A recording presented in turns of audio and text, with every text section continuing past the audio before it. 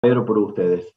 En lo que respecta a la materia, hoy vamos a tratar de hacer el esfuercito y determinar todo el teórico de HACCP. Así la semana que viene podemos hacer durante toda la clase, que es la última clase, un ejercicio práctico de punta a punta con un HACCP sobre un caso. Que nos va a permitir repasar toda la teoría aplicada a la parte práctica.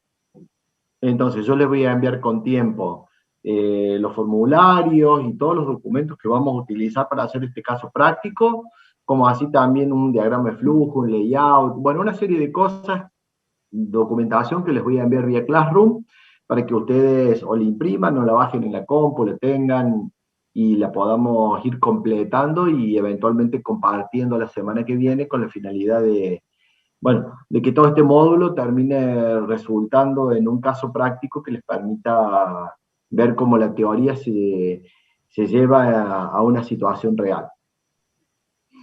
Bien, la semana pasada, a ver, voy a compartir pantalla. La semana pasada,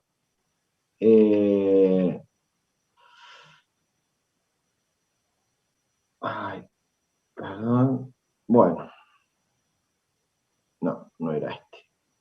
A ver, acá, esto quería mostrarles. ¿Están viendo ahí el PowerPoint, chicos? Sí, sí, profe. Como sé que la semana pasada tal vez algunos de ustedes estaban con este parcial y no pudieron estar presentes, después, bueno, vean lo que quedó filmado. Empezamos a ver todo lo que estaba relacionado al plan HACCP, análisis de peligro y puntos críticos de control.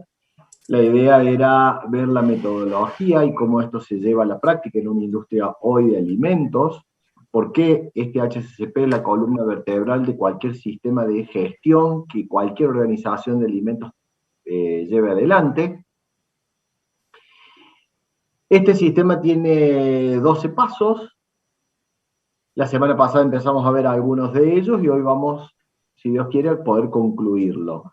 Los 5 primeros pasos tenían que ver con la formación de un equipo interdisciplinario, con la descripción del producto, que vamos a ver algunas consideraciones ahora, con la determinación del uso de previsto, también vamos a ver algunas consideraciones ahora, y la elaboración y verificación, insisto, de un diagrama de flujo.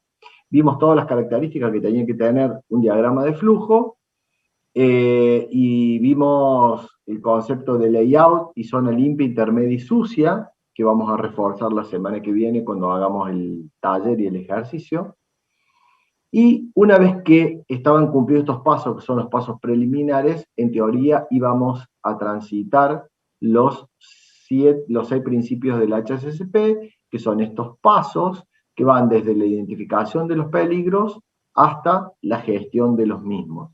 La idea es que hoy transitemos todos estos pasos y podamos ver, al menos desde la teoría, qué involucra, qué actividades tengo que hacer si yo realmente quiero asegurar la inocuidad de un alimento y quiero evitar que la única forma de saber si ese alimento está, digamos, está contaminado o no sea un muestreo y un análisis. Como no puedo hacer 100% de muestreo y 100% análisis destructivo de todos los alimentos que fabrico, porque materialmente no es posible, y como vimos en lo que repasamos de microbiología en la clase pasada, muchas veces un análisis, por más básico que sea, lleva 24 horas de incubación, y en la mayoría de los casos yo no puedo tener alimentos estacionados 24 horas a esperar a ver qué pasa con el análisis.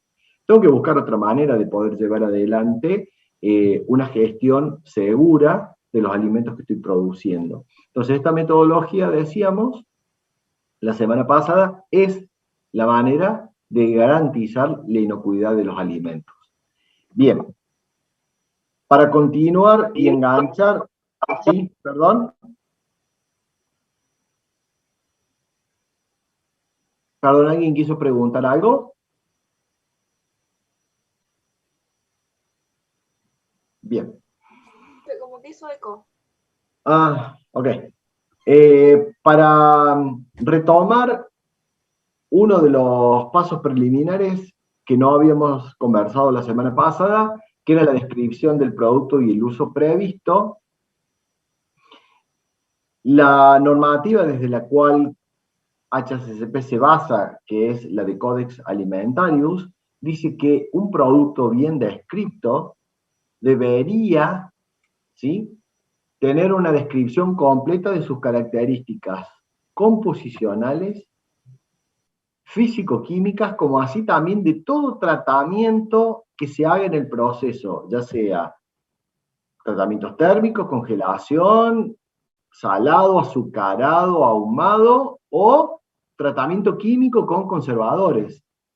Debo describir en el uso del producto, y vamos a ver la semana que viene en la planilla que hagamos, cómo yo tengo que buscar información o antecedentes de qué habitualmente incluye la composición química, porque si yo no sé cuál es la composición química y no sé los tratamientos y los aditivos, no voy a poder avanzar con la identificación de peligros. Tengo que saber qué características tiene el envase, tengo que saber qué durabilidad va a tener el producto dentro de ese envase y cuáles van a ser las condiciones de almacenamiento. Básicamente, si requiere un tratamiento especial, envasado al vacío, atmósfera modificada, envasado normal, refrigeración, congelación, etcétera. ¿Qué requiere como condición de almacenamiento y distribución del producto? Entonces, en el ejercicio que les voy a mandar, ahí va a detallarles algunos aspectos, les voy a pedir que tienen que hacer un par de búsquedas, que no les va a llevar mucho tiempo, un ratito nomás, pero traten de hacer la búsqueda y de plasmar esa información en los documentos que yo les voy a mandar para que ustedes mismos comprueben si es difícil o no completar esta documentación, si está disponible o no, si es fácil de conseguir o calcular.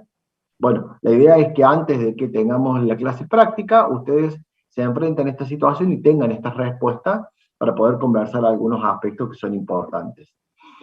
Bien, es importante también la denominación legal del producto y qué tengo que hacer con este producto para utilizarlo.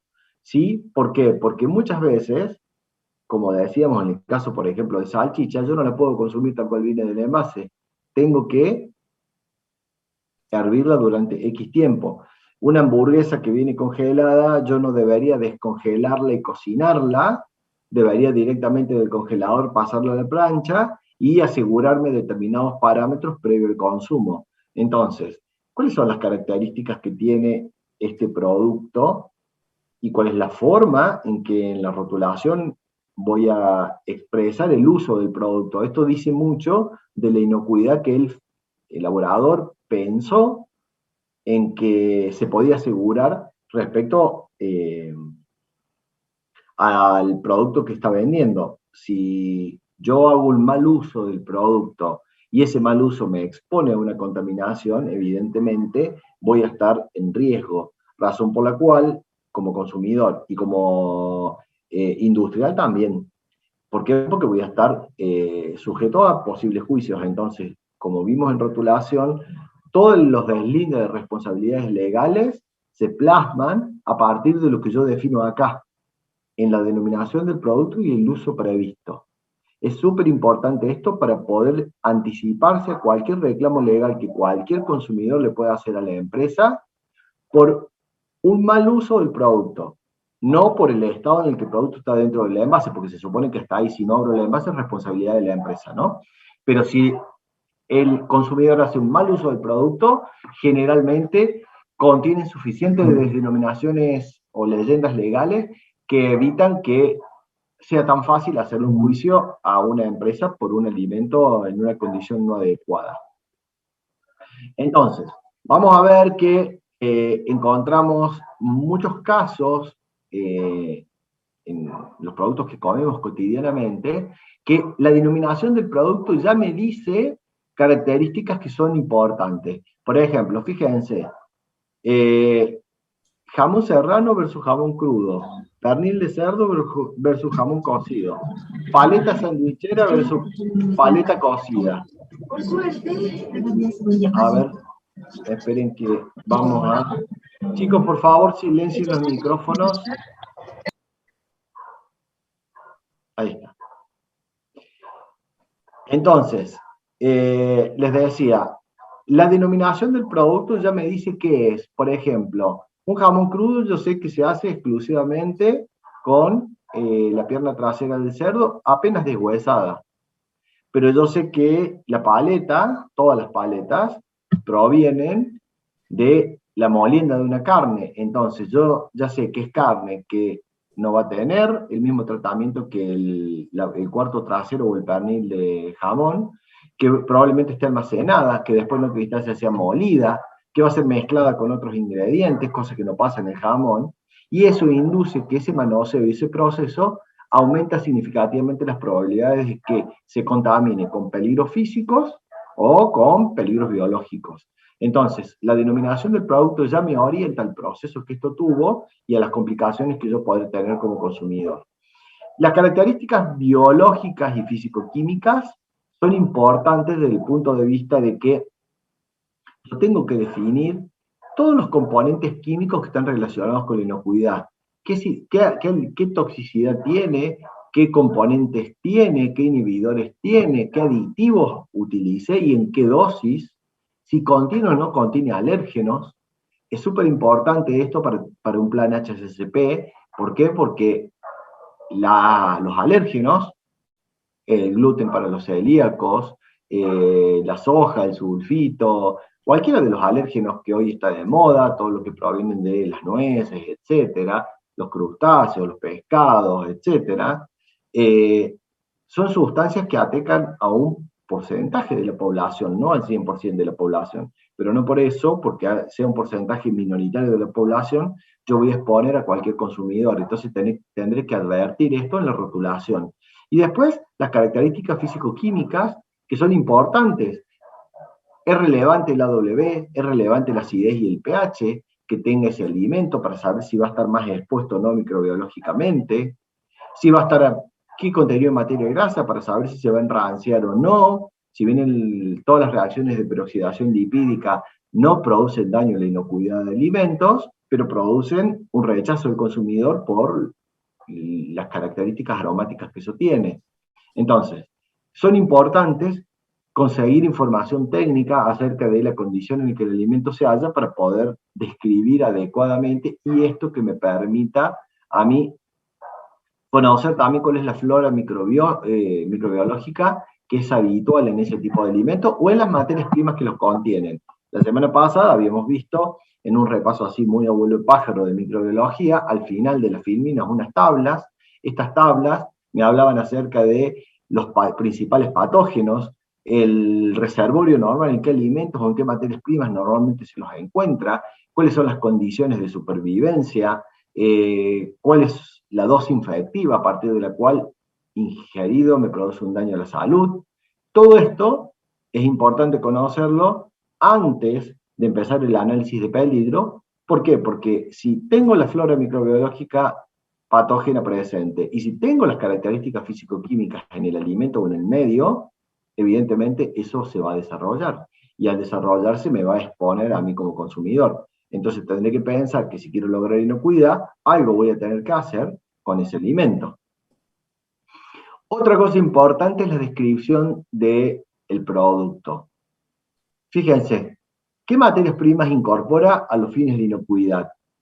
Tiene aditivos que son tóxicos, cancerígenos, tiene aditivos o uno necesario de la industria cárnica, pero que es un problema en una dosis por encima de la especificada, como son los nitritos. Si bien son necesarios porque cumplen una función tecnológica, si yo me paso, compiten con el oxígeno y generan muchos problemas respiratorios y en un caso de intoxicación aguda generan la muerte por asfixia. Entonces, yo no puedo consumir nitritos en exceso. Entonces, ¿tengo materias primas críticas? Sí, por ejemplo, en ese caso, nitrito. ¿Cuál es la vida útil prevista y el método de conservación a través del cual voy a llegar a esa vida útil? cuál es el envase que ese alimento, en el cual ese alimento va a estar contenido. ¿Qué dicen las etiquetas respecto a este producto? ¿Qué requisitos legales hay? Todo esto yo, antes de empezar un análisis de peligro, lo debo conocer.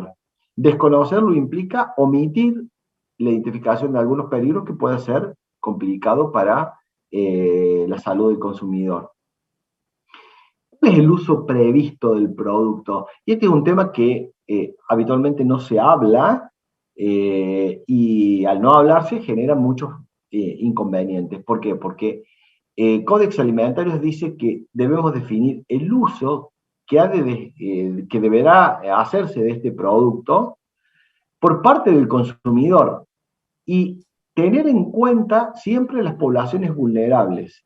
Y además del uso previsto de este producto, por ejemplo, una vez abierto, consérvese en heladera. Una vez abierto, consúmase íntegramente. Una vez abierto, tal o cual cosa. ¿Cuál es el uso? Una vez abierto, cocínese directamente, hiérvase por tanto tiempo, refrigérese tal otro. Bueno, ¿cuáles son las condiciones bajo las cuales yo lo tengo que usar? Caliéntese, entibiese, hiérvase. Bueno, hay definiciones que habitualmente están en los envases, pero lo más importante del uso previsto es cuál es el uso, o digámoslo de esta manera al revés de lo que está ahí escrito. ¿Cuál es el mal uso razonablemente esperable por parte del consumidor? ¿Sí? Y esto es algo que roza mucho una línea delgada con lo que es el sabotaje. Yo tengo que poder, antes de empezar un análisis de peligro, pensar si el consumidor, sin querer, no voluntariamente y adrede, ¿no? Sin querer, podría hacer un mal uso de este producto que implicase en una contaminación y después en un riesgo para el mismo. Por ejemplo, si les ocurre algún alimento de los que consumen ustedes habitualmente, que ustedes haciendo algo razonable, pero mal hecho, pudiera inducir a que ese alimento se contamine y cuando lo coman puedan tener un problema. Una lata, profe, que de repente se te cae la cena y dices, bueno, no está tan abollada o no le pasó nada y capaz que se abolló y genera después problemas. Bien, cuando la lata se abolla, acuérdense, pasan dos problemas. El primero es, si se abolla al medio de la lata, se rompe el barniz interno y puede haber migración de metales pesados que son parte del acero de la lata hacia el interior del producto, sobre todo porque esas latas tienen un medio ácido, pH por debajo de 4,5. Entonces la migración se acelera.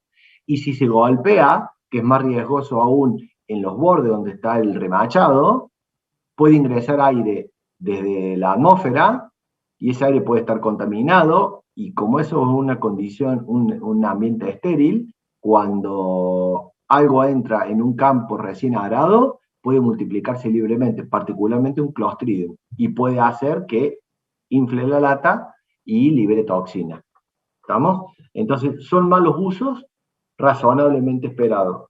¿Qué otro mal uso puedo llegar a hacer de un producto?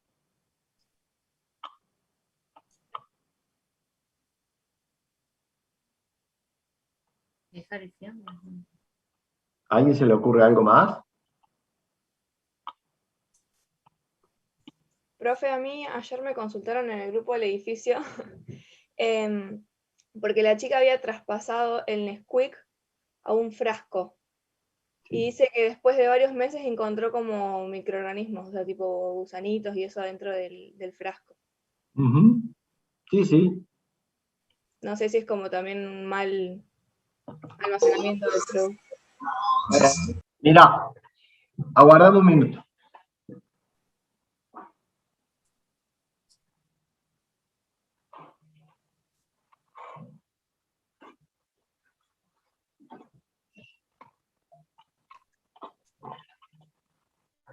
Eh, a ver, voy a volver así. Voy a dejar de compartir. a ver si puedo justo mostrarles. Hoy justamente en el trabajo me llevaron, a ver si veo alguno vivo. Bueno, me llevaron un paquete de almendras, a ver si lo pueden ver ahí. ¿Ven las almendras? Sí, se ve. Bueno, ese paquete de almendras, fíjense que tiene como telas de araña y gusanitos en las puntas las almendras.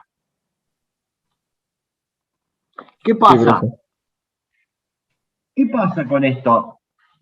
Todos los productos vegetales que provienen de un campo, absolutamente todos, están contaminados con una gran cantidad de microorganismos, bacterias, parásitos, virus, etcétera, etcétera. ¿Sí? Y muchos insectos. Toda semilla o todo fruto que va a conservarse más de un tiempo corto de un mes, mes y medio, tiene cada ciclos, que tiene que ver con los ciclos de reproducción y los ciclos larvales, un tratamiento con lo que se llama un encarpado. ¿Qué es esto? Meter las semillas, las almendras, las nueces, todos los frutos dentro de un contenedor y lo cierran o lo ponen en el piso, lo tapan con un plástico de más de 200 micrones y liberan una pastilla de fósforo de aluminio y eso es una pastilla sólida que sublima directamente y produce un gas que es venenoso, tanto para todos los microorganismos, como para todas las larvas, como para todo, absolutamente todo, y termina matando todos los insectos que en principio generan el gusanito, que come la misma, en este caso la almendra, o que se come el granito de cacao, y después genera la mariposa que nosotros decimos como la polillita. Eh, el cacao no deja de ser un grano que viene de un campo, que ese grano es tostado y molido. En muchos casos, el tostado no alcanza a matar a todas las larvas, y por lo tanto, después de un cierto tiempo, cuando tiene las condiciones de humedad y temperatura, eclosiona, generando el gusanito primero y la mariposita después. Es absolutamente normal. Y quien conserva mucho tiempo frutos secos, póngalo nueces, almendras, todo eso, pónganlo en una bolsita, déjenlo un tiempo y van a ver que tarde o temprano aparece el gusanito y la mariposita. Yo no puedo, porque no lo veo, saber qué tiene un huevo de una determinada especie de insecto y quién no lo tiene. Por lo tanto, en general, en la industria hago un tratamiento de encarpado, que es un tratamiento fitosanitario que es un requisito legal para exportar todo este tipo de cosas o para comercializarlo, y que se hace como mucho cada 3 meses. Si yo voy a almacenar, no sé, almendras, nueces, grano de cacao, de café, de lo que sea, de una temporada a otra. Y cada 3 meses tengo que ir haciéndolo para justamente evitar el deterioro, pero pasa lo mismo con el maní, la soja, cualquier fruto o semilla que pueda ser nutriente para todos estos contaminantes que provienen con la materia prima del campo. Es inevitable que estén. Así que es normal.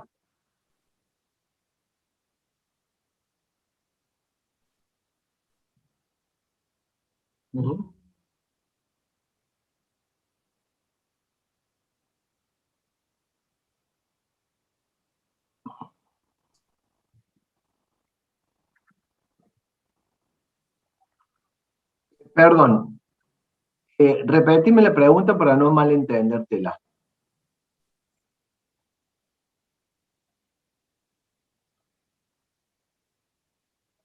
Sí, sí, sí. Esto se le genera, lo que ves acá.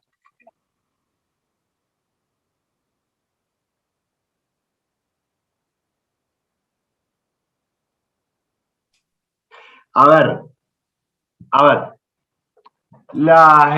Primero, las empresas encarpan los productos le hacen el tratamiento fitosanitario y los envasan automáticamente. Desde el momento que vos abriste el envase, no tenés derecho a reclamo, a menos que sea obvio lo que pasa. Una dietética que compra una bolsa de 1 kilo de almendras, como en este caso, y las va poniendo en el dispenser, de la cual con la cucharita te las va sacando y te las va poniendo a vos. ¿A quién le vas a reclamar? ¿A la industria o al comerciante? La industria que te va a decir, no, yo te di un paquete esterilizado o tratado, digamos, con fosfuro, cerrado. Desde el momento que vos lo abriste, qué sé yo si no se te contaminó a vos con otras cosas que tenés en tu negocio. El de la dietética, ¿qué te va a decir? Y no, debe haber sido la fábrica, qué sé yo. Esas A mí cosas me pasó una vez. generalmente es difícil. Y una vez que las compras, incluso envasadas y cerradas, desde el momento que la abrís, básicamente no tenés derecho a reclamo. Sí, a mí me pasó una vez que compré 2 bolsas de no me acuerdo qué, en la dietética estaba todo lleno de gusanitos y les reclamé y se enojaron conmigo, o sea, al revés, como diciéndome, no sé, habrá sido problema tuyo, no sé qué, pero se relavaron Sí, las manos. porque nada, digamos, a ver, quien maneja estos productos habitualmente sabe que esto va a pasar, indefectiblemente en el tiempo les va a pasar, entonces trata de tener condiciones controladas de humedad, de temperatura y de rotar la mercadería para evitar que esto sea visible. El tema es que si vos a eso lo tenés almacenado más de 3 meses, si lo tenés más de 3 meses quietito en un lugar en tu casa, tarde o temprano te va a aparecer el gusanito. Es inevitable. ¿Y la empresa en sí no podría, o sea, informar al consumidor sobre eso, de poner consumir preferentemente antes de 3 meses? Agarra cualquier paquete y vas a ver que una vez abierto, dice, y acá está el uso previsto, ¿no? Dice, consumir preferentemente dentro de los 6 meses. Una vez abierto, consumir preferentemente dentro del mes. ¿Y por qué te dice eso? Porque una vez abierto, le volviste a dar oxígeno, temperatura y ciertas condiciones que antes cerrado no tenía y que la empresa sabe que vas a tener problemas. Entonces, ¿qué hace? Te limita con una doble leyenda, consumir preferentemente antes de, una vez abierto, consumir preferentemente antes de.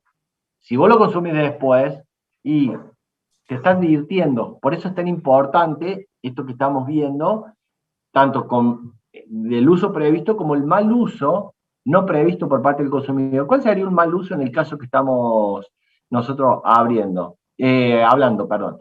Dejar abierto el paquete, tenerlo en un lugar húmedo, en un lugar no protegido de la luz.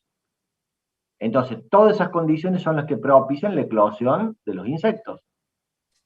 Luz, oxígeno, humedad, temperatura. Entonces, si yo les doy las condiciones adecuadas, entonces, ¿qué voy a hacer yo? Pensando en lo que estábamos viendo recién en el PowerPoint. Ahora comparto de nuevo. Pensando en el mal uso o la manipulación inapropiada. Voy a pensar que el consumidor con mi producto, yo conociendo los peligros, va a hacer esto, no a propósito, sin querer, pero al hacerlo, me va a exponer a mí o me va a reclamar a mí. Entonces, ¿yo qué hago? Legalmente me cubro poniendo todas las advertencias en la rotulación.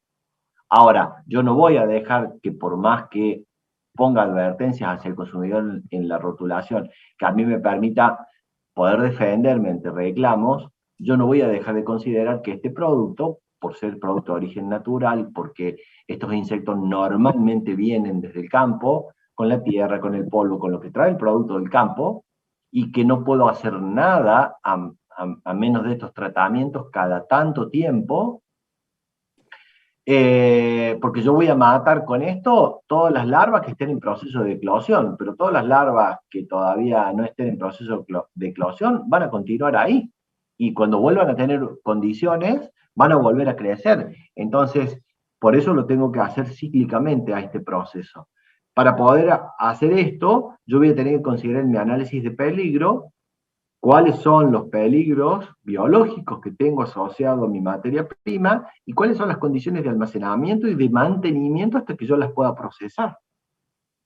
Por eso es no menor estos pasos, y generalmente cuando uno hace un HACCP o ve una HACCP, la gente no le da bola a estos pasos. Y al no darle bola, termina después con problemas, y sobre todo con todo lo que era previsible si uno se sentaba a pensar acá, conociendo, por supuesto, técnicamente las materias primas, los procesos y demás, todo lo que era previsible que te podría proteger, o podrías implementar medidas de control, lo omitiste. ¿Y por qué lo omitiste? Y porque no seguiste los pasos tal cual estaba previsto y lo omitiste.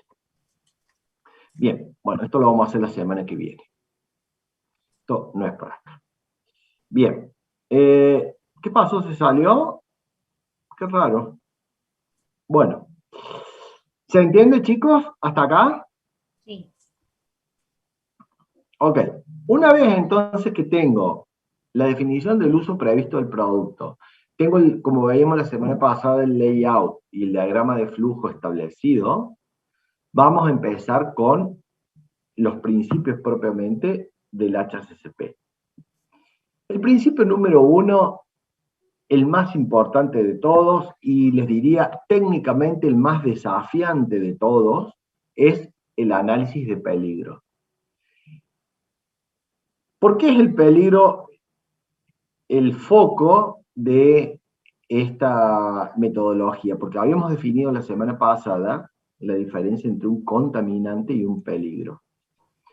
Un contaminante es una sustancia que no es normal o no es común que esté en el alimento, no es parte del alimento, y que produce deterioro, rechazo del consumidor, pero no necesariamente un daño a la salud.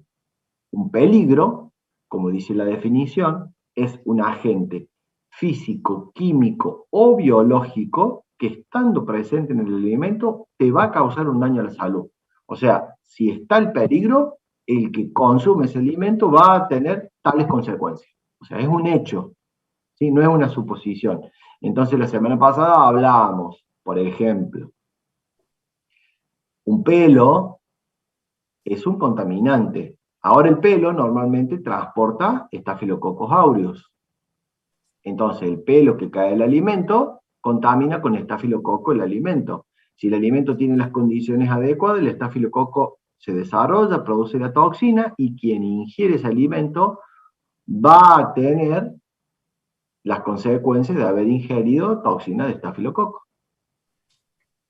Y por más que la caliente, la hierba o lo que sea, la toxina es termoestable, resiste como 300 grados, así que no hay posibilidad de destruirla con un tratamiento térmico. Entonces, si bien el pelo no es algo que, si yo me chupo el pelo, agarro el pelo de la sopa o lo que sea, me va a producir un daño en la salud, muchas veces los patógenos que arrastran los pelos como vectores son peligros. Entonces, cuando yo hablo de identificación de peligro, es darme cuenta que va a estar el estafilococo. ¿De dónde viene el estafilococo? Del pelo y de cuántos otros lugares se me puede ocurrir a mí. Pero el peligro no es el pelo, es el estafilococo. Entonces, para repasar lo que habíamos estado viendo la semana pasada. Entonces, si yo tengo un diagrama de flujo, el análisis de peligro implica pararse en cada etapa del proceso y considerar los peligros físicos, químicos y biológicos que pueden ingresar en esa etapa del proceso. Y lo más importante, si tomé conciencia que hay un peligro, tengo que analizar si tengo una medida de control o no. Entonces, para ir uniendo cosas que estábamos repasando para los que no estuvieron la semana pasada. Si yo digo, che, en el pelo puedo tener estafilococo, pero tengo pelo en la cabeza, tengo pelo en la barba, tengo pelo en los antebrazos, pero puede estar en la saliva también y en las mucosas. Y bueno, ¿cuál es la medida de control? Si leyeron las BPM, que las vamos a usar la semana que viene en el desarrollo de este ejercicio, y parte de la tarea es buscar algunas cositas dentro del reglamento Mercosur, yo voy a usar una medida de control para evitar que el estafilococo llegue al alimento, que es en la cabeza, que usan habitualmente para evitar que se caigan los pelos. Bofia. Bien. En la boca, para evitar que se caiga el pelo en la barba y la saliva, ¿qué usan? Barbijo. Bien. Y para evitar que se caiga vello del antebrazo, que usan. Mangas largas. Mangas largas. Entonces verán que el uniforme de un manipulador de alimentos no incluye las mangas cortas. No las puede incluir. ¿Sí? ¿Por qué? Porque hay un peligro asociado, ¿sí?, a un contaminante habitual en los alimentos, que es normal que si alguien está con la manga corta y tiene mucho vello en el antebrazo, algún pelito se caiga. ¿Yo puedo saber si tengo estafilococo o no? No, no puedo saber, pero por las dudas tengo que evitar que ese pelo se caiga. Entonces, las medidas de control que están puestas en las buenas prácticas de manufactura siempre están asociadas a peligros que o pasaron en el pasado o podrían pasar, pero que está demostrado que implementando esa medida de control, yo lo evito.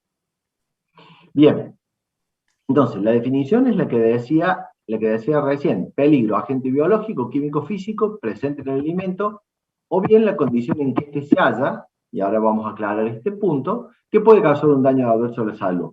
Yo puedo saber que un alimento está en condiciones seguras de ser consumido mientras se mantenga la cadena en frío. Pero resulta que, y por eso es la leyenda, o bien la condición en que éste se halla.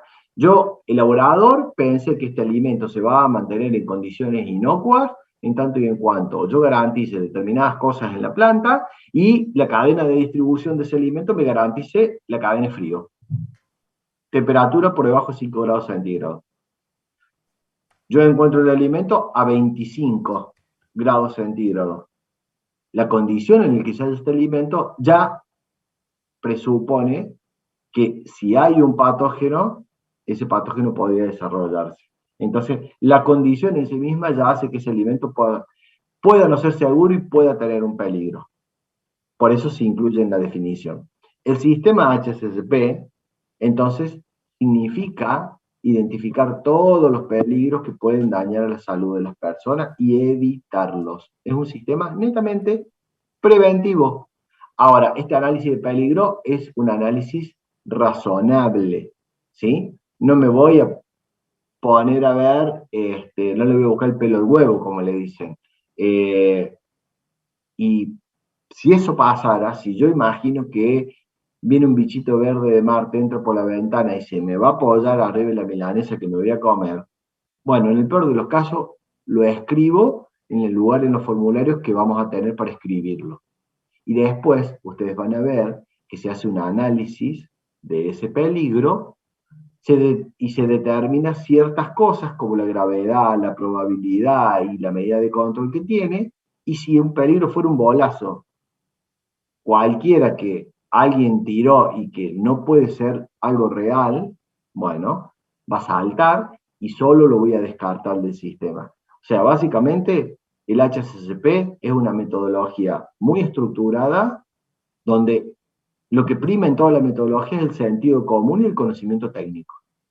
Si yo no tengo un grupo de gente, por eso hablo de un equipo, que tenga sentido común y conocimiento técnico, no pueden hacer un HACCP, porque el resultado va a ser cualquier cosa. ¿Sí? Por eso es importante, antes de hacer un análisis de peligro, recopilar toda la información previa. Ustedes, el caso que vamos a hacer la semana que viene, tiene que ver con una ensalada de fruta. Una ensalada de fruta, algo tan simple como ir a la verdulería, comprar un par de frutas, pelarlas, cortarlas y mezclarlas, tiene un sinnúmero de connotaciones para tener en cuenta. Entonces, ¿cuál va a ser la idea? Que yo les voy a entregar una serie de formularios, les voy a dar, por supuesto, un instructivo paso a paso de las cosas que les voy a pedir que ustedes recopilen antes del viernes, para que podamos hacer ese ejercicio, y que ustedes experimenten qué información hay, qué se conoce, qué se sabe, porque si yo tengo que hacer un análisis de peligro, lo tengo que hacer con todo lo que se sabe a nivel, en lo posible hoy con el acceso a Internet, a nivel mundial. No puedo considerar lo que pasa solamente acá, sin tener en cuenta lo que pasó en otro lado, porque lo que pasó en otro lado podría pasar acá. ¿Sí? Teníamos un ministro que dijo, no, si el coronavirus está en China, en la otra parte del mundo, acá no va a llegar nunca. Y a la semana ya lo tenemos dando vuelta. Entonces, esas cosas hoy con la globalización y la comunicación que hay de mercadería, de insumos, de productos, etcétera, todo viaja a todos lados. Y lo que pasa en un lado probablemente a corto plazo esté pasando en muchos.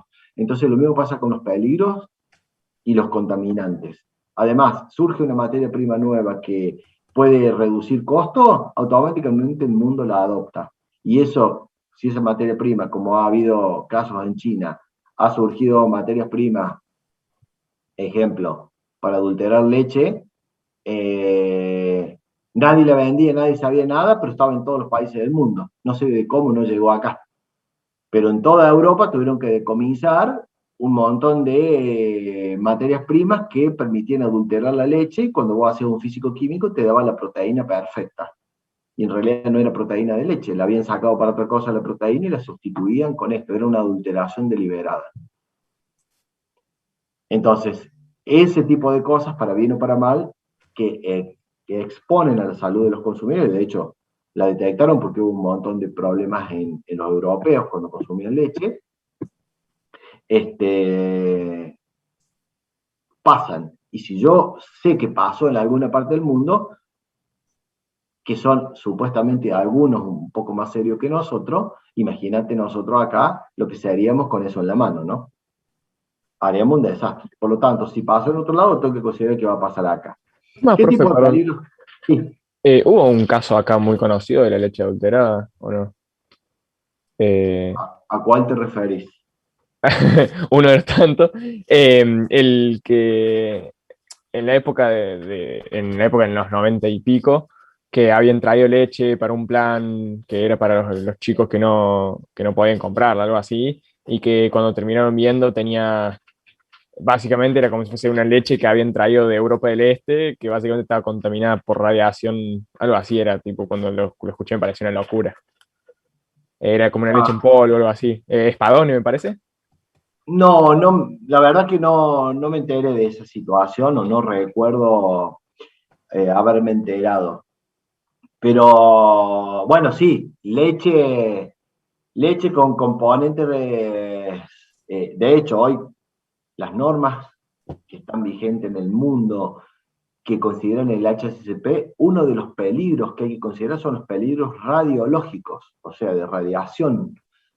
¿Por qué? Porque en Europa hay muchos lugares en donde hay muchas sustancias radioactivas y el agua está contaminada, los suelos están contaminados, los animales están contaminados y hay productos literalmente radioactivos dando vueltas, que obviamente tienen su efecto.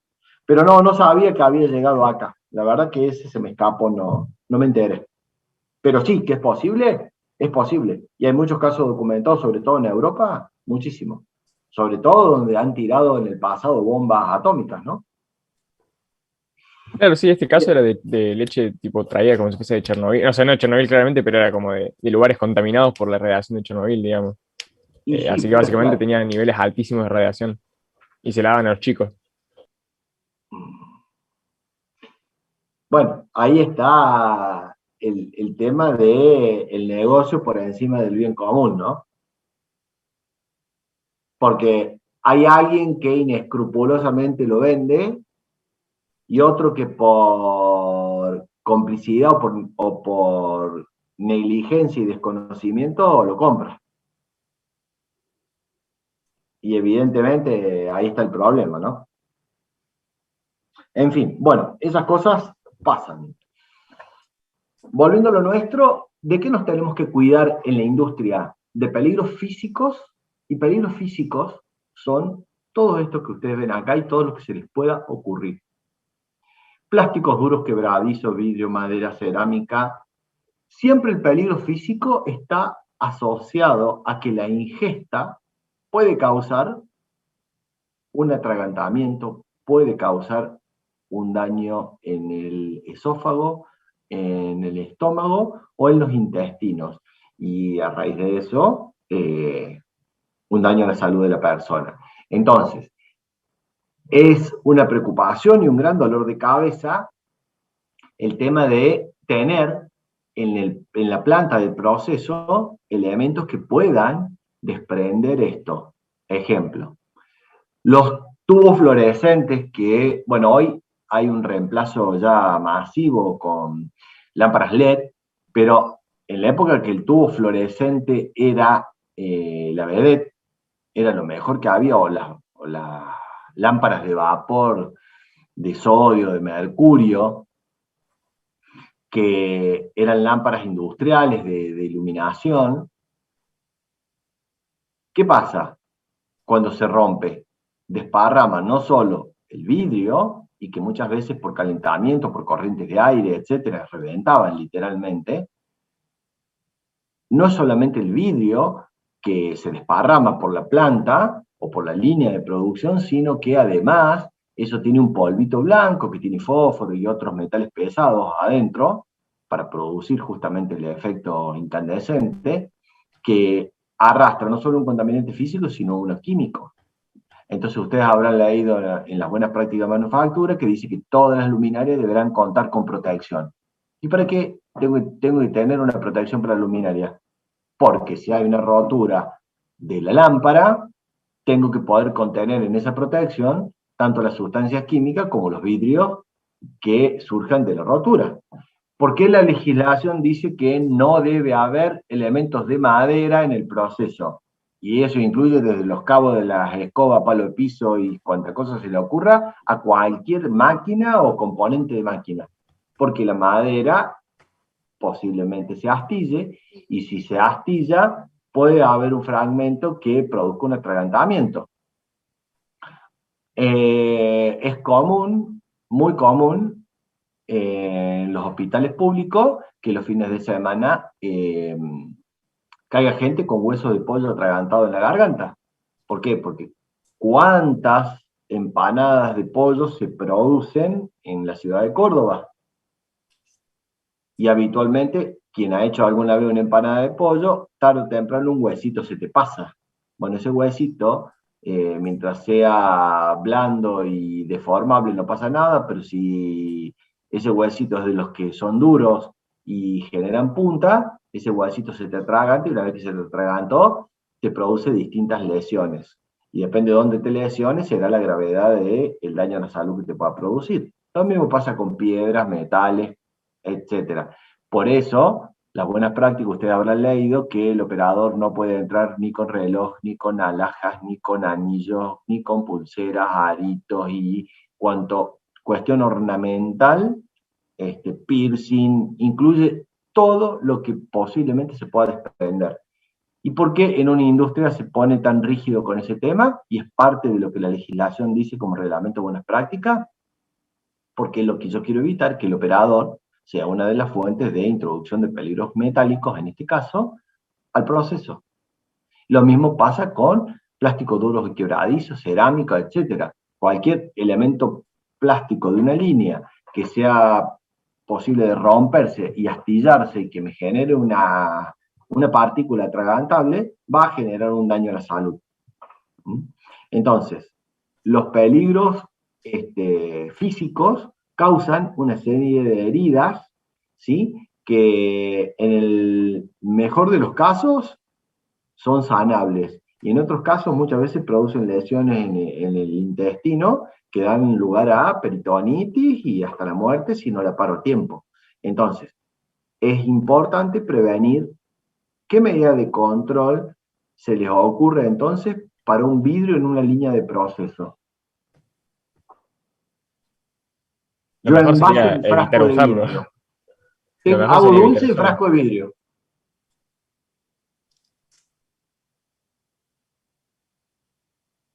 ¿Hola? Lo mejor sería evitar usarlo en primero de todo, pero de última, si no te queda otra de usarlo, capaz que alejarlo de zonas donde pueda ingresar, porque eso, si lo tenés cerca de una cañería es más difícil que ingrese al proceso que si lo tenés cerca de un tanque. Bien, entonces, en el caso tal cual, lo primero y lo que te dice todo reglamento de buenas prácticas de HACCP es evitar el uso de vidrio. Si no se puede evitar el uso de vidrio, es tenerlo acotado a un lugar en donde una eventual rotura no produzca un incidente. Muchos problemas vienen de las cristalerías porque los frascos de vidrio, las botellas de vidrio en las que envasa un producto, bebidas, vino, mermelada, dulce, lo que sea, traen, como el frasco se constituye a partir de una matriz, y esa matriz a veces deja astillas o deja rebabas de vidrio, y eso viene dentro del frasco, eso en sí mismo es un peligro. Entonces muchas veces tengo una etapa de lavado, de sopleteado con inversión, para evitar que el vidrio sea en sí mismo un problema, cuando es utilizado como envase, ¿sí? Y en el caso de las ventanas o de ciertos componentes de los equipos como visores y demás que puede haber, que son de vidrio, o que tenga que usar instrumental que tenga vidrio, un pHímetro en línea que, bueno, tiene un bulbo de vidrio. Entonces, si tuviera esa situación, tengo que tener identificado, numerado, absolutamente todo, y una vez que está numerado, tengo que tener una frecuencia de control periódica, que me asegure que si hay una rotura, yo puedo separar esos lotes y que no se han ido de mi planta. Entonces, no es poco la gestión que hay que hacer de todos los elementos de plástico duro, quebradizo, cerámica, vidrio y demás en una planta de alimentos. La más fácil, es también, y la más cara, por supuesto, es instalar un equipo de rayos X, como lo de los aeropuertos. Entonces, para muchas cadenas de supermercados de Europa, te exigen para vender producto listo para consumo que todo lo que le envíes a ellos esté pasado por un equipo de rayos X, tal cual el del aeropuerto, con la finalidad de inspeccionar absolutamente todo el contenido y que no haya ningún contaminante físico dentro del alimento. Con lo cual, imagínense una inversión que eso implica. Tengo que tener personal capacitado, el equipo habilitado por la Comisión Nacional de Energía Atómica, el operador del equipo tiene que tener un dosímetro como cualquier radiólogo para que ir viendo la energía de radiación absorbida por el cuerpo, tener rotación, descanso, bueno, una serie de cosas que son complicadas. Pero acá en Argentina muchas plantas tienen equipo de rayos X para venderle a Estados Unidos o a países europeos. Esas son las reglas del juego. Asegurarme que los peligros no llegan. Y cuando veamos el HACCP la semana que viene en la práctica, vamos a ver qué fácil que es que uno de estos peligros entre y qué difícil es sacarlos. Después, otra familia de los peligros son los químicos, ¿sí? Y acá el universo es enorme, enorme. Tengo sustancias naturales o tengo sustancias artificiales. Tengo sustancias naturales producidas por microorganismos como las toxinas de los hongos o las toxinas de las bacterias, o de plantas o vegetales que formen parte de mis materias primas. Tengo toxinas incorporadas intencionalmente por sobredosificación, por ejemplo, los nitritos, por ejemplo, los colorantes, muchos de los agroquímicos usados en el campo para el tratamiento de suelos, maleza o plagas, pueden ser usados en exceso y sin respetar los tiempos de carencia, peligros químicos, que pueden provenir con las materias primas e ingresar a mi proceso y sobrevivir a lo largo de todo el proceso, yéndose con el producto terminado. ¿Sí? Yo les contaba, por ejemplo, en los campos del norte de Córdoba, esto es un poquito más allá de Jesús María Totoral hacia Santiago del Estero, es una zona de caza de lo que se llaman los palomeros. Vienen delegaciones de personas de casi todo el mundo a cazar palomas, a hacer tiro a la paloma. ¿Por qué? Porque la paloma es una plaga que arrasa con los campos. Entonces, como hay tanta paloma, van y tiran a las palomas. Ahora, durante tantos años, esto ha sido una explotación intensiva que han llenado de plomo los suelos. Entonces, hoy, por ejemplo, Alemania ya hace un par de años destapó la olla de estos campos. ¿Por qué? Porque medían en carne exceso de plomo. ¿Y de dónde salía el plomo de la carne que tenía la vaca? Y bueno, porque la vaca fue criada en ese campo, el suelo tiene plomo, el agua tiene plomo, la hierba que come la vaca tiene plomo, y obviamente la carne que va a tener plomo. Entonces hay una contaminación cruzada desde el suelo hasta la vaca a niveles que son inaceptables. Entonces, ahí tenemos un peligro químico, en este caso agregado por el hombre, que tarde o temprano genera problemas. Claramente esto no es intencional, pero la práctica, la realidad que hoy no se puede sacar para exportar ganado de una zona que ha marcado el SENASA. ¿Por qué? Porque son campos que tienen plomo, o en el sur de la provincia de Córdoba hay arsénico en el agua, y también es un peligro químico. Entonces no se puede o no se debe tomar esa agua por los problemas que después el arsénico te trae a lo largo de los años. Entonces, así nos vamos a ir encontrando con un montón de sustancias que en la naturaleza producen daño a la salud. Y estas, por supuesto, que siempre son accidentales y no intencionales. Supone que yo para eso tengo un director técnico que me garantiza ciertas cosas, entre ellos los controles de estos peligros. ¿Sí? Y después, junto con los peligros químicos, están hoy muy de moda todos los alérgenos, que acá están los 8 principales, pero después en realidad la lista llega hasta 14, donde incluye otras cosas, otras sustancias químicas como la tartrazina, los sulfitos, etc. ¿Sí? Muchos alimentos en sí mismos tienen sustancias o partes de proteínas, en realidad, que las personas no pueden consumir porque su cuerpo reacciona a través de una reacción alérgica. Y esto es un peligro químico. Entonces, hoy ustedes van a ver muy diversificada la rotulación de todos los alimentos, declarando estos peligros. Y de lo que se está tendiendo en la industria es a que el rótulo del alimento diga contiene o no contiene. Para eliminar ese puede contener trazas de, ustedes van a ver en la lista de ingredientes, puede contener trazas de leche, de soja, de huevo, de esto, de lo otro. Y lo que se está yendo en el mundo es que, ¿tiene o no tiene? Vos decís que no tiene, garantízamelo. Si no sabes si tiene o no tiene, no ponga nada. Pero bueno, todavía nuestra legislación está verde en ese tema. Y por último, tenemos la contaminación biológica, que algo vimos la semana pasada, una serie de bacterias que tienen efectos muy nocivos para nuestra salud. Muchas de ellas son esporuladas, por lo tanto hay un ciclo ahí que se tiene que dar para que la bacteria realmente desarrolle su capacidad patógena, y otras bacterias no esporuladas que en muchos casos con una cepa directamente produce un desastre, como por ejemplo esta Escherichia coli o 157H7. ¿Sí? Que acá yo necesito una sola bacteria que entre por mi boca para desatar un vendaval de cosas.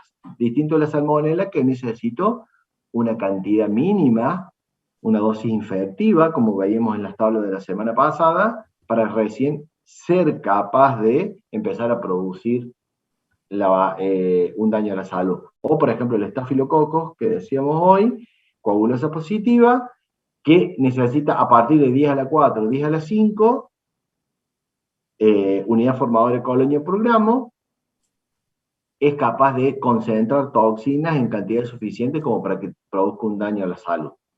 ¿Sí? Bien, dentro de eso también tenemos una familia enorme de organismos vivos que causan un montón de daños a la salud, ¿sí?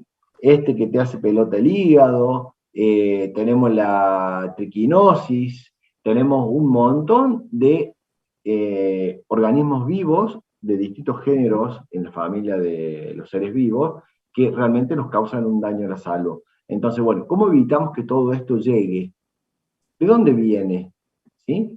¿Cómo hacemos un análisis de peligro? Entonces, para poder hacer un análisis de peligro, nosotros debemos justificar el origen de ese peligro. Esa justificación debe ser específica, debo conocer de dónde viene, debo considerar qué datos epidemiológicos existen y qué pérdida de control puedo llegar a tener, qué opinan los expertos, qué información hay en el mundo. Antes la consulta bibliográfica era un parto. Hoy, gracias a Dios que está Internet, uno sentado y con paciencia puede encontrar muchísima información de un determinado patógeno a nivel mundial. Entonces, cuando yo puedo justificar que hay un peligro, necesito sí o sí una medida de control. Y ahí entran todo el esquema desde buenas prácticas de manufactura hasta HACCP. Entonces, ¿qué tengo que hacer para hacer un análisis de peligro considerando físico, químico, biológico? En una etapa que me paro del proceso recepción de materia prima, ejemplo, estimar todos los peligros que ese proceso me pueda traer a mi producto.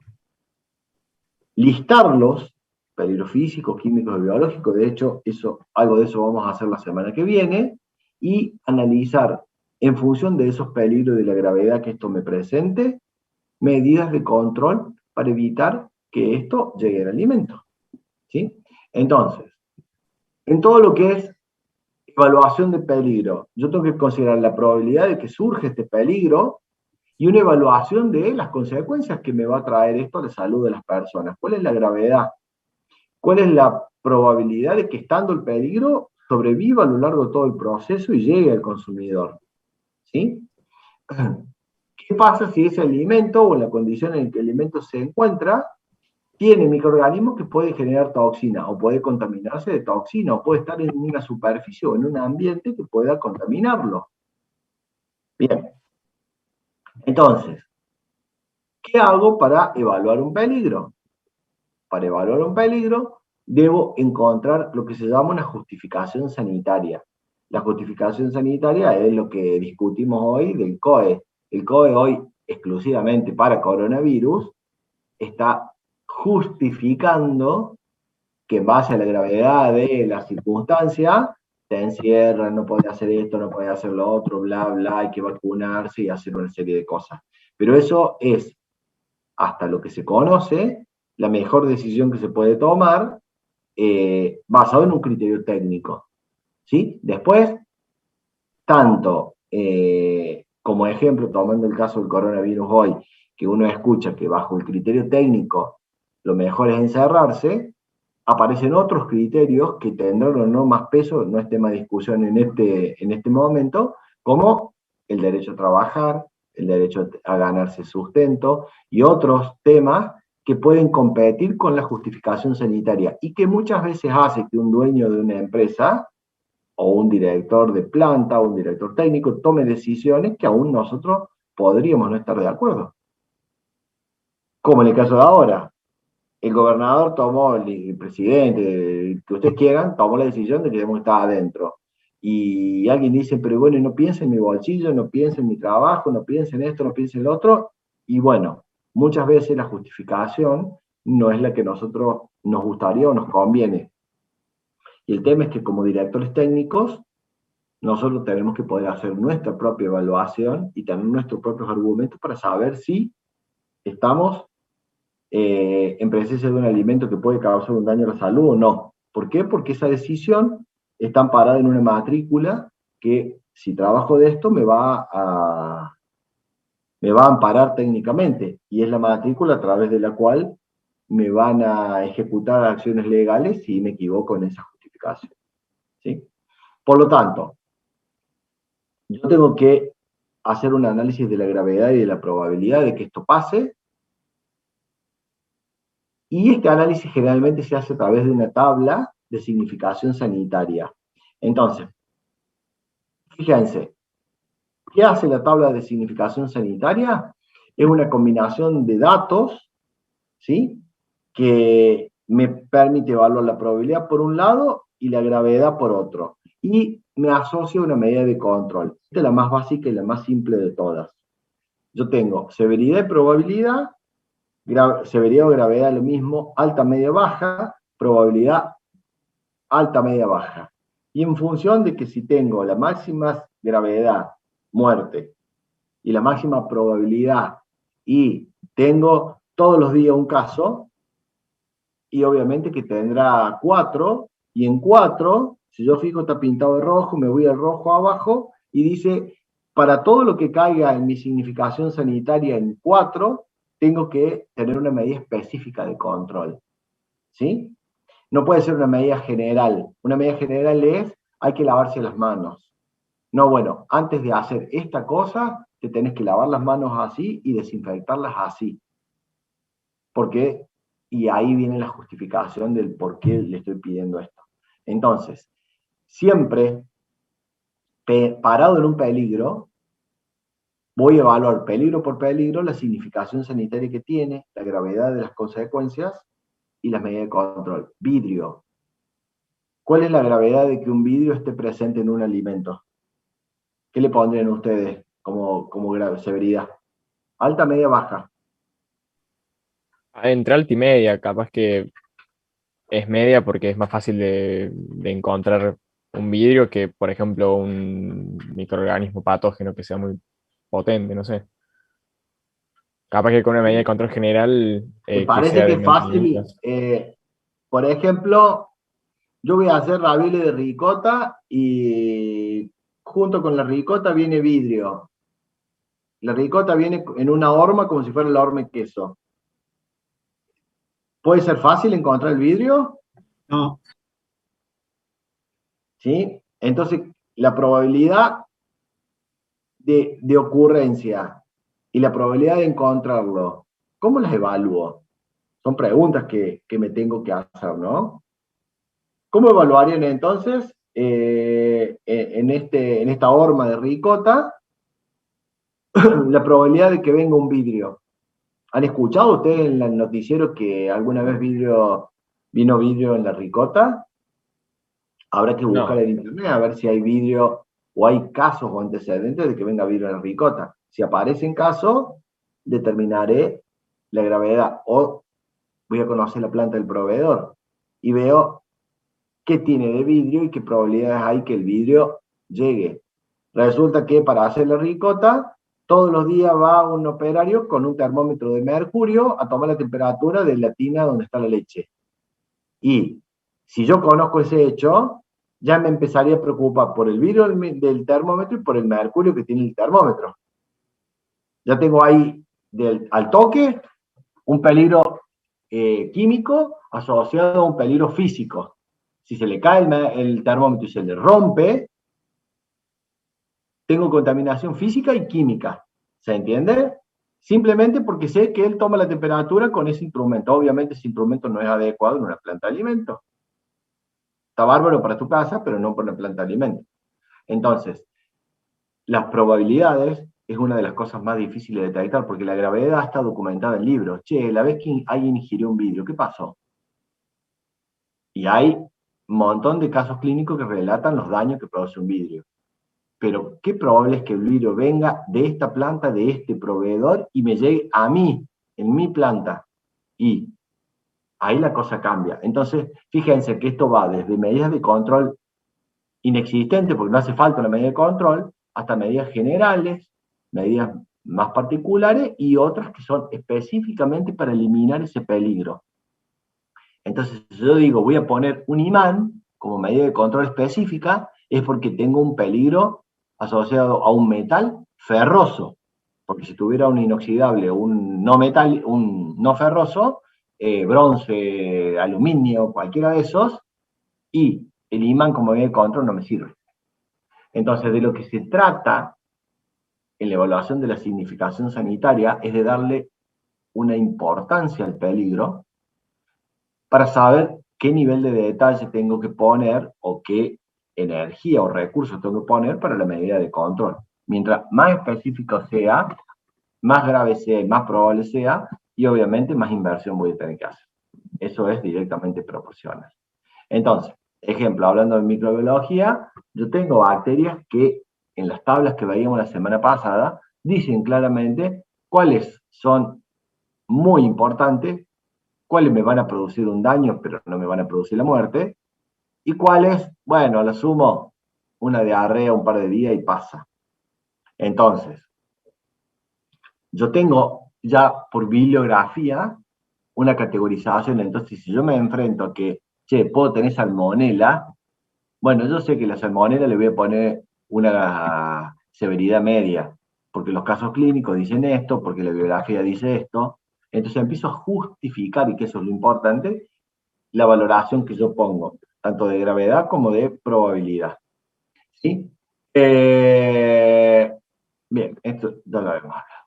Entonces, en la identificación de peligro, yo lo que me tengo que garantizar es que una vez que está ponderado, tiene una medida de control asociada. Yo tengo algo que evita que eso se presente. De eso se trata el HACCP, de saber con qué se me puede contaminar y qué estoy haciendo yo o qué puedo hacer yo para detectar ese contaminante o eliminarlo a lo largo del proceso. ¿Mm? A ver, sí, esto ya hemos estado hablando. Entonces, fíjense, medidas de control, me voy a volver acá, medidas de control de las más generales de todas las que dice el reglamento de buenas prácticas que yo les pedí que leyeran y que vamos a aplicar la semana que viene con el ejemplo. Mientras ustedes cuando lo están leyendo van a ver, debe tener esto, debe tener esto, debe tener esto, debe tener esto. ¿Qué es eso? ¿Cómo se construyó ese reglamento? Bueno, a lo largo de los años, con todos los problemas que hubo, se fue detectando que, hubo astilla de madera, bueno, no se permite el uso de madera, bla, bla. ¿Alguna vez llegaron materias primas con agroquímicos? No se permite el uso de agroquímicos, bla, bla, bla. Hay límites, hay todo. Entonces, todas las medidas de control generales que vamos a encontrar en todos los reglamentos o en el código alimentario, son medidas que han sido una recopilación acumulativa de lo que hay que hacer para evitar que lo conocido llegue. Ahora, en muchos casos, todas esas medidas pueden ser no aplicables. Yo no voy a hacer un control de agroquímicos si mi insumo y mi materia prima no provienen del campo y no pueden haber estado en contacto con agroquímicos nunca. ¿Estamos de acuerdo? Como que también hay otras medidas un poco más específicas que tienen que ver como con control de proveedores, con especificación de insumos, materias primas y protocolos de análisis que demuestren que cumple esa especificación, con el uso de detectores de metales o imanes, o con inspecciones visuales. Las medidas de control pueden ser todas las que a mí me hagan falta, una o varias, que sumadas me garanticen que ese peligro no se me va a presentar. Y acá seguimos teniendo un listado de medidas de control que habitualmente vamos a encontrar. La idea es que la semana que viene, con el ejercicio que hagamos, que parece simple, pero que tiene un montón de cosas para charlar, vayamos viendo de entre estas medidas de control cuáles serían las más probables que yo tenga que aplicar en función del proceso y las materias primas que yo tengo. ¿Sí? Otras medidas de control habitualmente que podemos detectar en planta, incluso fíjense que muchas medidas de control tienen que ver con parámetros de proceso, como veíamos, pH, AW, porcentaje de sal. Otras serán manejo integral de plagas, otras serán limpieza y desinfección. Muchas medidas de control muy distintas que puede tener una planta dependiendo qué hace y cómo lo haga.